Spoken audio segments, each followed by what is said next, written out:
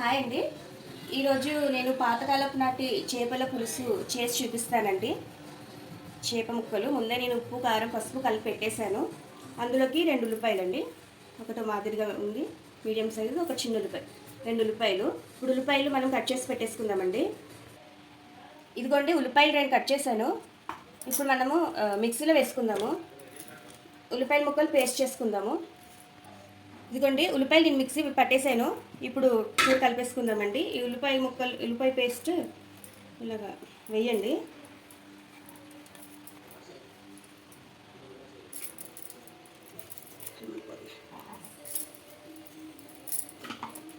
ఉల్లిపాయలు పేస్ట్ వేసాక చేప ముక్కలు ఉన్నాయి కదా, ఇవి ఇలాగ ఆల్రెడీ ఉప్పు కారం పసుపు కలిపేసానండి.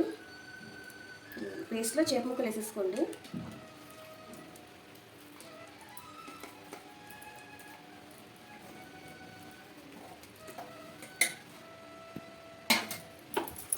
ఇప్పుడు ఆయిల్ వేసుకోవాలండి. ఇందులో ఒకవేళ మనం ఉప్పు కారం పసుపు వేసుకోకపోతే ఇప్పుడే ఉప్పు కారం పసుపు వేసుకోవాలి. ఇదిగోండి ఇలా 3 దోసెట్లు వేసుకోండి. 3 దోసెట్లు అంటే గుప్పుడండి, 3 దోసెట్లు కొంచెం సరిపడ. ఇదిగోండి ఇలా వేసుకుని కలుపుకోండి ఒకసారి. ఇలా కలుపుకొని ఉల్లిపాయ పేస్ట్ చాప ముక్కలు కలిసిలా కలుపుకోండి. ఇప్పుడే కలుపుకోవాలి, మధ్యలో మనం ఇంకా గట్టి పెట్టి కలిపాం కదా, ఎందుకంటే చాప ముక్కలు విడిపోతాయి కదా. కలిపేసుకుని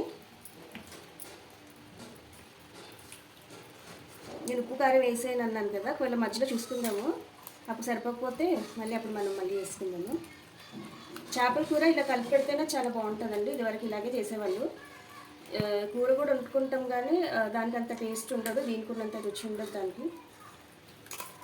ఇలా కలిపేసుకుని కొద్దిగా ఇప్పుడు నీళ్ళు పోసుకోవాలి. చేపల కూరలో ఎక్కువ వాటర్ వేసుకోరండి, ఎందుకంటే ముక్క ఎక్కువ ఉడికిపోద్ది కదా.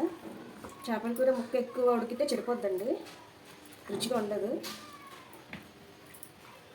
సామెత కూడా ఉంది, మాంసం అంట ఉడక చెడిందంట, చేపల కూర అంటే ఉడికి చెడిందంట. అలా సరిపడగా నీళ్ళు వేసుకొని కరెక్ట్గా ఉడికించుకోవాలి. ఇప్పుడు ఇందులో కొద్దిగా నీళ్ళు వేస్తున్నానండి. ఇదిగోండి కొంచెం నీళ్ళు వేసుకొని, మరీ ఎక్కువ వేసుకోకండి, సరిపడా నీళ్ళు వేసుకోండి. ఇప్పుడు మనము దీన్ని స్టవ్ పైన పెట్టేసుకుందామండి. ఇదిగోండి పెట్టేసాను స్టవ్ పైన పెట్టేసి మీడియంలో పెట్టుకోండి. మరి అంత మీడియంలో కాదు, మాదిలో పెట్టుకుని మూత వేసేసుకోండి. ఈలోగా చింతపండు నానబెట్టేసుకుందామండి కూరలోకి. ఇదిగోండి కొంచెం పెద్ద ఉల్లిపాయంత చింతపండు, పులుపు ఎక్కువ ఉంటే బాగుంటుంది కదండి, అందుకు చింతపండు. చూడండి కూర చూద్దాం ఒకసారి. ఇదిగోండి ఇప్పుడు ఉడుకొచ్చింది. ఒక 2-3 నిమిషాలు ఉడకనిద్దామండి కూర.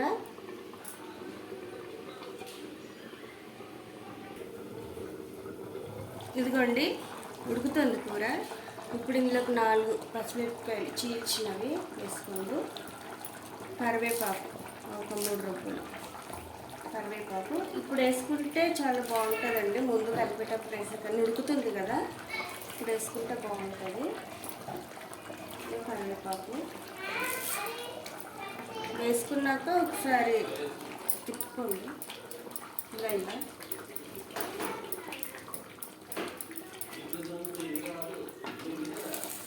ఒకసారి ఉప్పు కారం చూసుకుని సరిపోకపోతే వేసుకోండి.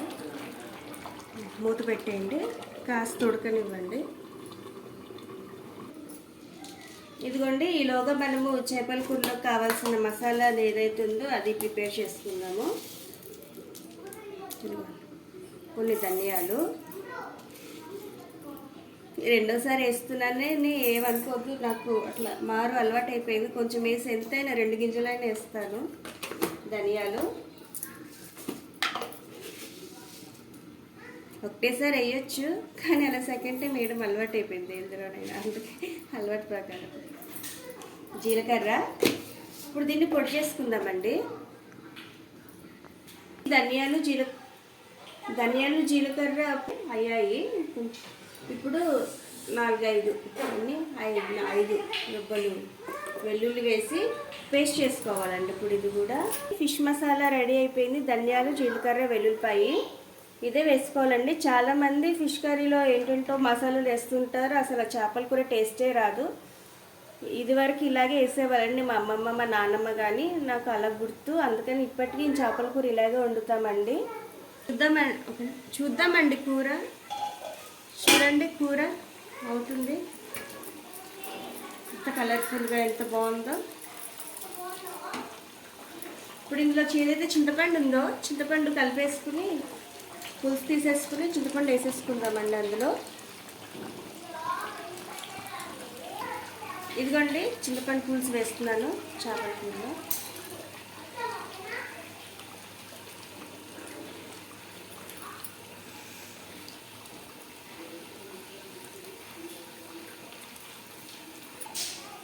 చూడండి చింతపండు పులుసు వేసేసాను.